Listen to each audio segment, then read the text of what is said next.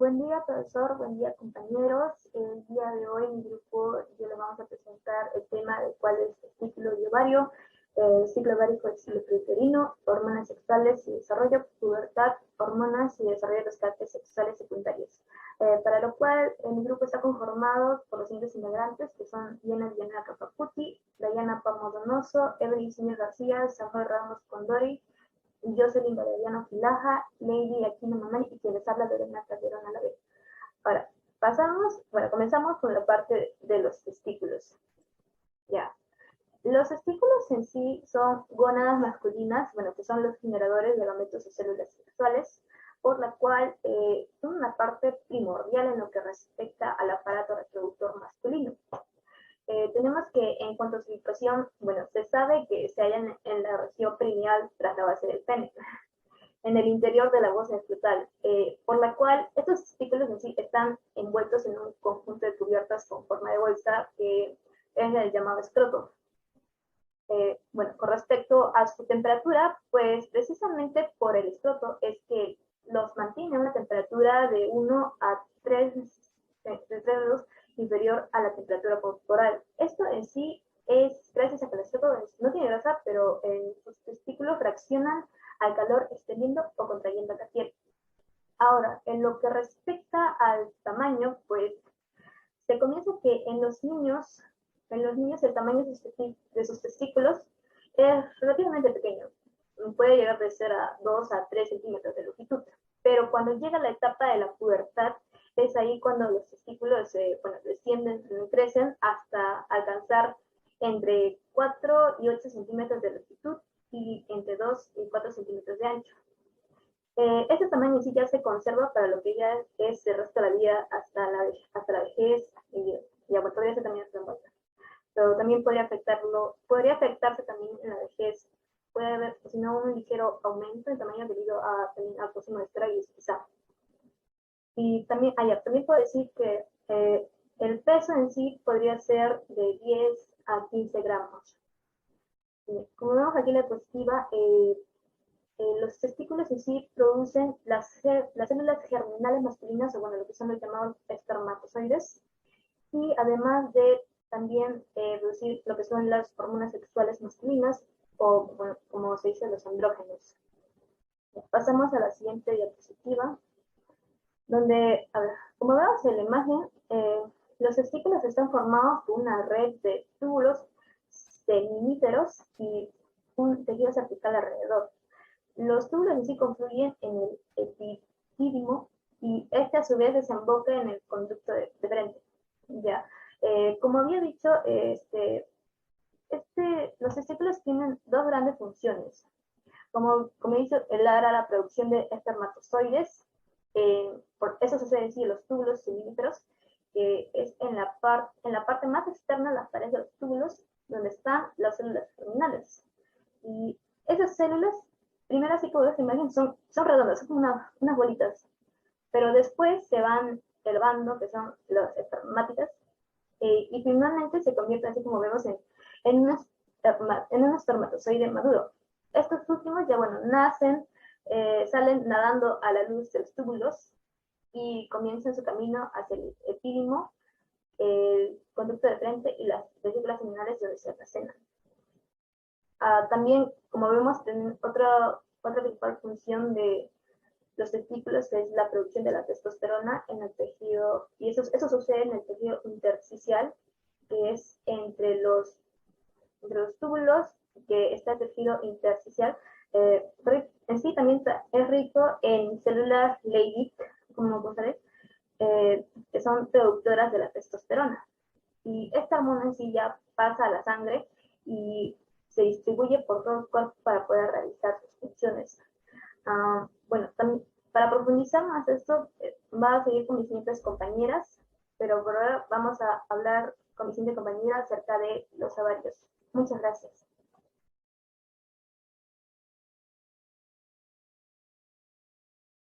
Buen día, profesor, buen día, compañeras y compañeros todos. En esta oportunidad a mi persona le ha tocado lo que sería el ciclo ovárico, o también más conocido como el ciclo menstrual, que nos dice que dura de 21 a 40 días.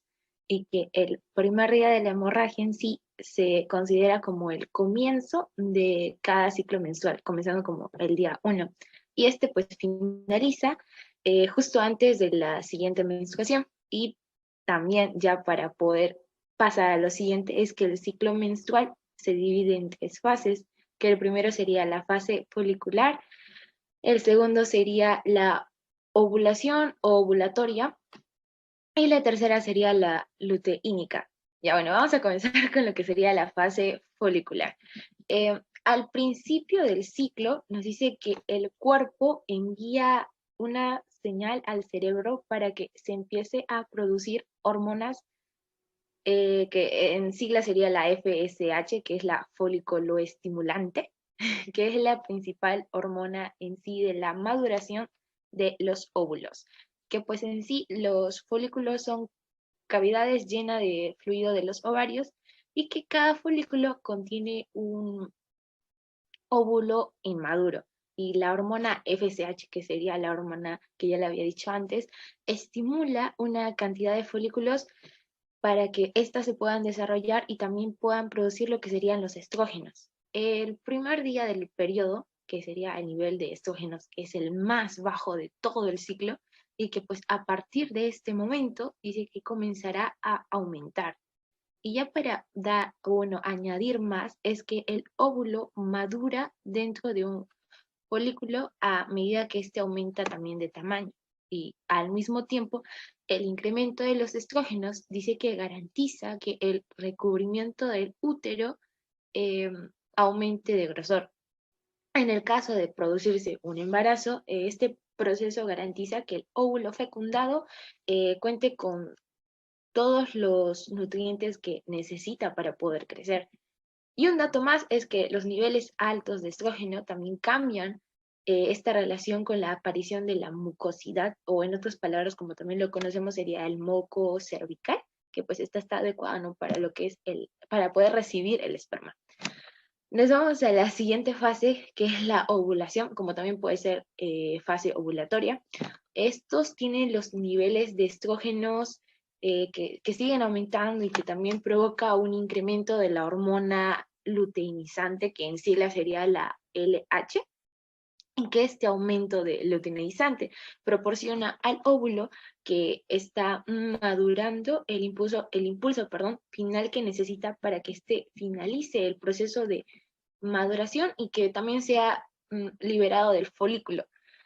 Y ya para terminar, nos dice que este proceso se conoce como ovulación en un ciclo habitual. La ovulación también dice que se produce en el día 14, pero dice que no siempre es así porque también depende de la duración del ciclo de cada mujer, porque si bien es cierto, ninguna de las mujeres somos iguales, ¿no?, en cuanto a los tiempos. Y ya por último tenemos la fase luteínica, que pues después de liberarse el óvulo, este se desplaza por la trompa de falopio hacia el útero. Y el óvulo puede vivir, nos dice, hasta 24 horas, y ya más o menos comparando, nos dice que los espermatozoides, por lo general, dice que sobreviven entre 3 a 5 días. Por lo tanto, los días previos de la ovulación y el día de la ovulación son los más fértiles. Y ya pues después de producirse la ovulación, el folículo comienza a producir otra hormona que en esta ocasión sería la progesterona. Y ya eso sería todo con respecto a mi tema, y va a continuar mi siguiente compañera. Pero sin antes, mi nombre y apellido es Diana Villanueva. Ahora sí. Les estaría hablando del ciclo uterino. Mi nombre es Lady Morelia Quinoman. Continuando como parte del ciclo menstrual, paralelamente se va a producir lo que es el ciclo uterino. El ciclo uterino involucra sobre todo cambios en el útero. Aquí las capas superficiales del endometrio en sí van a experimentar cambios estructurales periódicos que se producen en el útero. El hecho de que el ciclo uterino se va a dividir en 3 partes, en 3 fases: la menstruación, la fase proliferativa y la fase secretora. Pero para que se produzca la menstruación, bueno, en el ciclo menstrual se va a iniciar en el día 1, donde empieza a decaer el endometrio, y ahí al parecer se va a producir el primer sangrado menstrual. Porque es importante que se produzca esto, es debido a la descamación del endometrio. Y como en el primer día 1 empieza a caerse el endometrio, y bueno, esta caída del endometrio va a ocurrir porque al generar el cuerpo lúteo ya no va a tener más progesterona, ya que era la que sostenía el endometrio en lugar, entonces se va a empezar a despegarse el endometrio. Otro punto importante en este día número 1 es el hecho de no tener progesterona. Se va a activar lo que es las gonadotropinas, porque es importante eso, porque este aumento de las gonadotropinas va a generar un pequeño pico en lo que es el folículo estimulante. Este aumento se da en el inicio del ciclo menstrual del folículo estimulante. Es fundamental, importante para que empiece la fase folicular y así empiece a desarrollarse unos folículos y empiecen a madurar. Esto es va como casi a la par con el ciclo ovárico, debido a que se va a producir ahí la menstruación, ¿no? Y como está dentro del ciclo uterino, lo que se produce es la menstruación, y siendo la primera fase. Esta se va a producir durante los primeros 4 días, y va a ser, corresponde al comienzo de la fase folicular del ciclo ovárico, como lo estaba explicando, y es el sangrado menstrual del útero, provocado por la disminución de los niveles plasmáticos de los estrógenos y tanto de la progesterona, debido a que se produce la atrofia del cuerpo lúteo en el ovario. Entonces así van a iniciar las contracciones uterinas que expulsan el contenido del útero entre los 4 a 7 días de la menstruación. Entonces la sangre cesa y también se produce la revitalización endometrial. La expulsión de 400 mililitros de sangre y 35 mililitros de líquido seroso. Como podemos ver en la imagen, en el primer día se va a producir lo que es el sangrado menstrual. Ahora, otra fase es la fase proliferativa. Esta es la segunda fase. Esta ocurre en el tiempo transcurrido después de la menstruación y antes de la próxima ovulación. O sea, durante 9 días, cuando el revestimiento interno del útero se va a engrosar rápidamente debido por el ambiente de estrogenitos y glándulas uterinas que se multiplican y crecen. Coincide con la mitad final de la fase folicular, de cierto modo, del ciclo ovárico. Pero aquí, mientras los ovarios van a preparar los folículos que contienen los óvulos, y el útero va a responder a lo que es a los estrógenos que producen los folículos, engrosando así el recubrimiento que se desprendió durante el último periodo o el anterior. Y bueno, aquí se va a caracterizar de cierto modo las células endometriales que se van a multiplicar, como lo decía, y se van a reparar la destrucción que se tuvo lugar en la anterior menstruación. La hormona responsable de esta fase es el estrógeno 17 beta-estradiol, secretado por las células del folículo ovárico en el desarrollo. El endometrio se adelgaza durante el periodo y se engrosa, como vemos en la imagen, durante esta fase, ya que la ovulación ocurre. El útero hace que pueda crear un lugar donde un óvulo potencialmente fertilice y pueda implantarse y así poder crecer. Después tenemos la fase secretora. Esta fase es en el cual el tiempo transcurrido después de la ovulación tendrá una duración de 14 días. Esto quiere decir que se dará entre los días del 15 hasta el 18, donde las glándulas endometriales en sí alcanzan su maduración y es favorecida de cierto modo por la progesterona.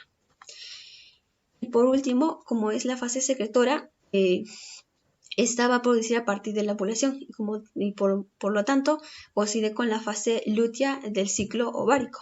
Aquí las glándulas del endometrio se hacen pues más complejas en su estructura y van a comenzar a secretar un líquido espeso que es rico en azúcares, aminoácidos y glicoproteínas. En esta fase el endometrio se separa para la implantación del óvulo que se va fecundado de las hormonas responsables de esta fase. que son la progesterona y el estrógeno 17 beta estradiol, secretadas por el cuerpo lúteo en el ovario.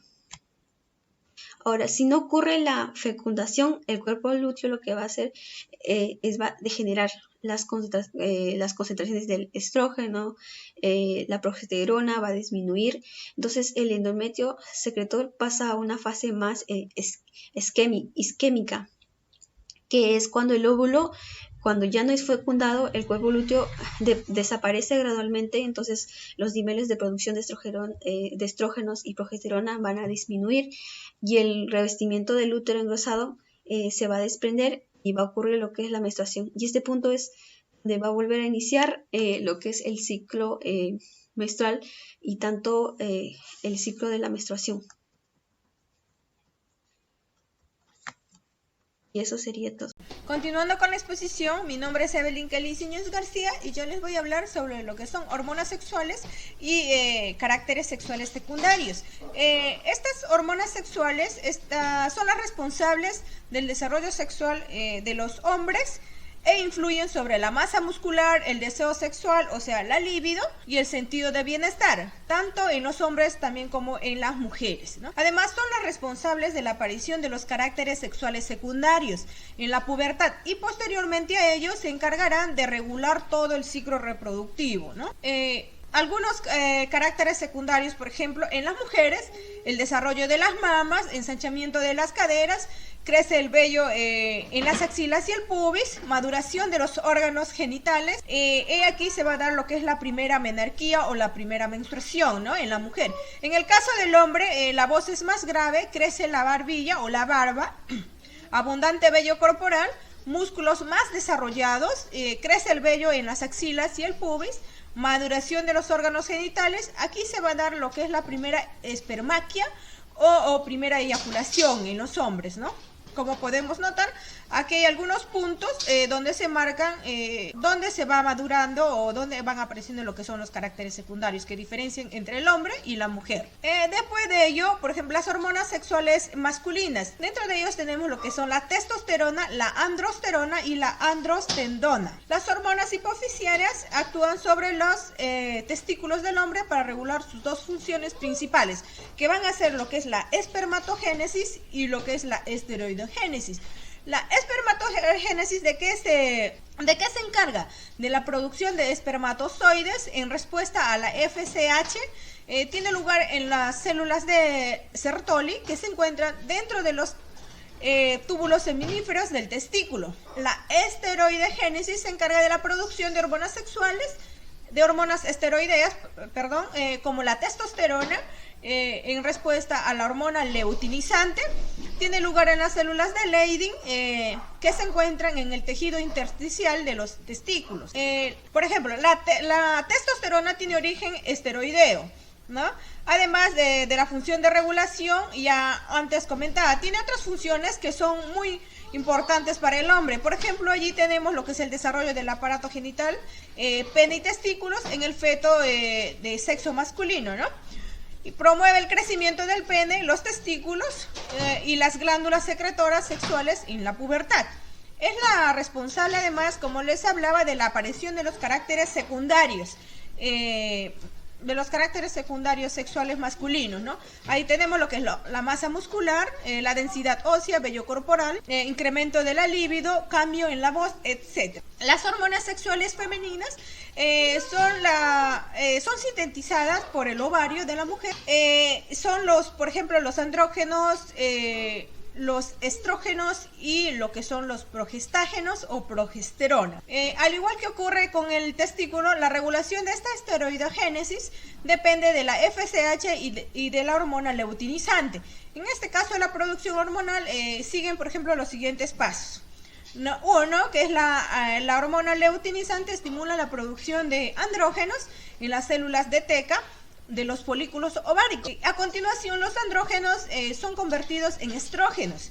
en las células de la granulosa, acción estimulada por la FSH. Además, se inicia el ciclo menstrual y la producción de estrógenos va aumentando. A mitad del ciclo menstrual hay un aumento pronunciado de la hormona luteinizante que provoca la ovulación de un óvulo ya maduro. Después de la ovulación, las células de la granulosa inician la síntesis de la progesterona y el folículo ya se convierte en un cuerpo lúteo, ¿no? ¿Cuáles son las funciones de los estrógenos y de la progesterona? Los estrógenos se encargan del desarrollo del aparato genital femenino, ya sea el ovario, el útero, la vejiga, ¿no? Es la responsable de la aparición de los caracteres sexuales secundarios que estamos hablando ahora, ¿no? En la pubertad, desarrollo de los pechos, inicio de la menstruación, crecimiento del vello, voz más aguda, no tanto como en los hombres, ¿no? Cambios en el esqueleto o en la forma corporal, etcétera, ¿no? ¿Cuáles son las funciones de la progesterona? Se convierte convierte el endometrio en receptivo para que pueda tener lugar la implantación de la implantación embrionaria, ¿no? Además, relaja los músculos del útero, esto para favorecer la implantación, ¿no? Espesa lo que es el moco cervical para formar el tapón mucoso. Estimula la producción de leche materna después del parto para que el bebé pueda alimentarse de ello, ¿no? Su descenso provoca la llegada de la menstruación al final del ciclo menstrual. Bueno, eso sería todo por mi parte. Muchas gracias. Doy paso a mi compañero. Buenos días, compañeros. Mi nombre es Samuel Ramos y ya para continuar con la exposición les voy a hablar sobre las hormonas que se liberan en la pubertad. Y primero, para comenzar, pues cuando un cuerpo alcanza una determinada edad, por así decirlo, en esta ocasión la pubertad, pues el cerebro mismo libera una hormona especial que inicia estos cambios en la pubertad, de lo que estamos hablando. Esta hormona se denomina en la gonadotrofina o GnRH, llamadas por sus siglas. Y ahora, cuando la GnRH llega a la hipófisis, esta libera dos hormonas más en el torrente sanguíneo, la luteinizante, la LH, llamada por sus siglas, y la foliculoestimulante, la FSH. Tanto en los hombres como en las mujeres tienen estas dos hormonas en el cuerpo, pero dependiendo ya de si es varón o mujer o chico, estas hormonas actuarán en distintas partes del cuerpo, pero diferente. En el caso, por ejemplo, de los chicos, las hormonas viajan por el torrente sanguíneo y envían a los testículos la señal de que deben empezar a producir testosterona y esperma. La testosterona pues es la hormona que provoca la mayoría de los cambios en el cuerpo de los chicos durante la pubertad. Para que un hombre se pueda reproducir pues es necesario obviamente que produzca espermatozoides. En el caso de las chicas, la FSH y la LH se dirigen a los ovarios, que contienen óvulos que han estado allí desde el nacimiento. Estas hormonas pues estimulan a los ovarios para que empiecen a producir otra hormona ya llamada estrógeno. El estrógeno junto con la FSH y la LH pues hacen que madure el cuerpo de una chica preparándolo para el embarazo. Generalmente cabe mencionar que la pubertad comienza en algún punto comprendido entre los 7 o 13 años en las chicas y en los chicos en 9 y 15 años. Pero pues algunas personas inician un poco tarde la pubertad o un poco antes, ya que pues somos distintos. Cabe recalcar pues que voy a mencionar algunas glándulas que intervienen en el crecimiento, que son, por ejemplo, la hipófisis, que está conectada al hipotálamo y se conoce como glándula maestra, que es la responsable de liberar y controlar una serie de hormonas. La segunda es la tiroides, localizada en la base del cuello. La glándula tiroides libera la tiroxina, en sus siglas T4, y la trillodoritolina, que es la T3, que son hormonas que regulan el metabolismo del cuerpo y sustentan la actividad hormonal del crecimiento. Y esta no puede funcionar sin tiroxina. Las suprarrenales, que hay dos glándulas suprarrenales, como ya sabemos.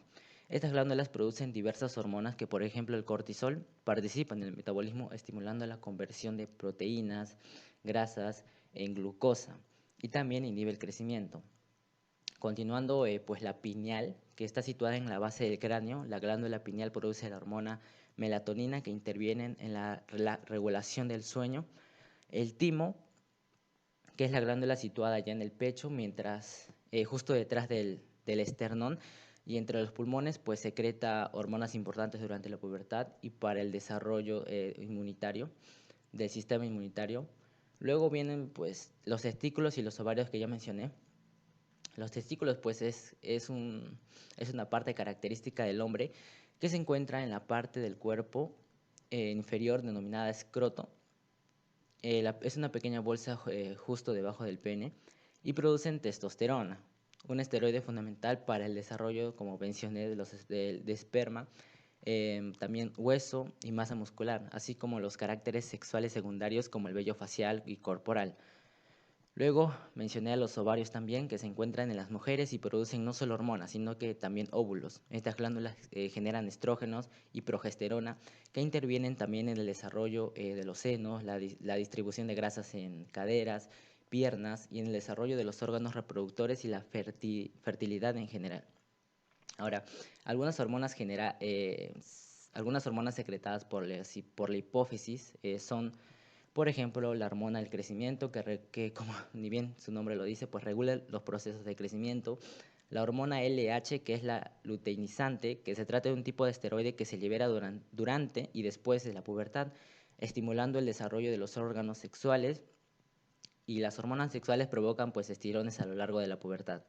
Luego viene la hormona estimuladora del folículo, la FSH, que es un esteroide que se libera también durante y después de la pubertad y que durante esta etapa estimula el desarrollo pues, de los órganos sexuales. Y también las hormonas sexuales provocan estirones a lo largo de la pubertad. También está la TSH, la tirotropina, que esta estimula la producción de tiroxina por parte de la glándula tiroides. Y por último, la ACTH, la hormona adrenocorticotrópica, que estimula la producción de cortisol por parte de las glándulas suprarrenales. Entonces, en resumen, como ya han visto, pues las hormonas cuando llegamos a una pubertad pues van generando cambios físicos y también emocionales. Por ejemplo, nuestro cuerpo tiene diferentes sistemas como el digestivo, el respiratorio, etcétera, pero también está el sistema endocrino, que tiene unas glándulas, como mencioné, que liberan sustancias químicas llamadas hormonas. Y estas, como mencioné también, actúan como mensajeras que regulan las funciones pues, dentro del cuerpo humano. El cuerpo de llegada es por las gónadas, que en el caso de los hombres quedan en los testículos y en las mujeres en los ovarios. A este recorrido se les conoce como el eje hipotálamo hipoficiario gonadal. Y los cambios físicos en los hombres y mujeres son que en ambos pues, pueden crecer y desarrollarse gracias a la acción de las hormonas. En ambos casos, en ambos sexos, ocurren pues, cambios físicos comunes, como el aumento de apetito, el aumento de la estatura, el crecimiento del vello axilar y púbico, la aparición de acné, aumento de sudoración. Y todo esto se puede presentar primero en las mujeres, pero luego con más intensidad en los hombres. Específicamente en los hombres, pues los testículos producen testosterona, conocida como la hormona masculina, como mencioné hace rato, aunque en las mujeres también está presente en niveles pero muy bajos. Entonces esta hormona pues hace que el timbre de nuestra voz, ya hablando por los hombres, pues hacen que sea más grave. Aumenta también la masa muscular, por lo que incrementa nuestra fuerza, genera el crecimiento en el vello, como mencioné, corporal, como el de barba, el pecho, axilar y el púbico. Además genera la maduración, el crecimiento de los genitales y la producción de espermatozoides. Eso sería todo con mi parte, muchas gracias. Continuando con la exposición de mis compañeros, yo les voy a hablar sobre los caracteres sexuales, que son las diferencias que existen entre los hombres y las mujeres. Ahora, estos se dividen en primarios y secundarios. Los caracteres sexuales primarios son los órganos reproductores y los caracteres sexuales secundarios son las características físicas que no intervienen directamente en la reproducción, pero que de alguna u otra forma contribuyen a diferenciar a los hombres y las mujeres. Ahora, estos caracteres sexuales secundarios están asociados a efectos hormonales que producen modificaciones corporales, que sirven como índices de masculinidad y feminidad. Ahora revisaremos algunos caracteres sexuales femeninos secundarios y algunos caracteres sexuales masculinos secundarios. En las mujeres se aprecia lo que es el ensanchamiento de las caderas, ya que empieza a aumentar más grasa en esta parte del cuerpo. También se desarrollan lo que viene a ser las mamas y crece el vello púbico y axilar. En los hombres se puede apreciar el aumento del tamaño de los genitales, también se puede apreciar un cambio en la voz y crece también lo que es el vello púbico, axilar y facial, lo que viene a ser la barba. Ahora, una manera de medir lo que viene a ser el nivel de maduración sexual es usando los estadios de Tanner, ya que esta escala usa el crecimiento del vello púbico, mamas y genitales, a lo largo de la pubertad en ambos sexos y establece el grado de desarrollo sexual del hombre y la mujer. Ahora pasaremos a hablar sobre los estadios de Tanner de desarrollo femenino. El crecimiento, utiliza el crecimiento del vello púbico y mamas para establecer lo que viene a ser el grado de desarrollo. En el estadio 1 no presenta vello púbico, el pezón es pequeño y las mamas son planas, como podemos observar en la imagen. En el estadio 2 empieza a crecer lo que es el vello púbico y también las mamas y el pezón empiezan a elevarse. En el estadio 3 el vello púbico es más oscuro, más grueso, más rizado. También hay una cierta elevación de las mamas, la areola y el pezón. En el estadio 4 el vello púbico crece más densamente. Es tan grueso y rizado como el de una adulta, pero no tan abundante. La areola y el pezón pues empiezan a formar una elevación secundaria. Y por último, en el estadio 5, el vello púbico se extiende hasta la cara interna del muslo, las mamas y el pezón crecen y ya se proyectan. Ahora, los estudios de Tanner de desarrollo masculino. Utiliza lo que es el crecimiento del vello púbico y genitales para establecer el grado de desarrollo. Como podemos observar en la imagen, no tiene vello púbico, el pene y testículos pues tienen casi la misma proporción que en la niñez. En el estadio 2 empieza a crecer lo que es el vello púbico en la base del pene y los testículos pues inician también su crecimiento. En el estadio 3 aparece el vello púbico más largo, más oscuro y más rizado y los testículos también continúan creciendo y el pene también se va alargando. En el estadio 4 el vello se torna más abundante y crece el pene en longitud y los testículos en volumen. Y por último, en el estadio 5, pues el vello púbico se extiende, el escroto, los testículos y el pene pues crecen hasta llegar a su tamaño de un adulto. Eso es todo por la exposición de mi grupo. Muchas gracias.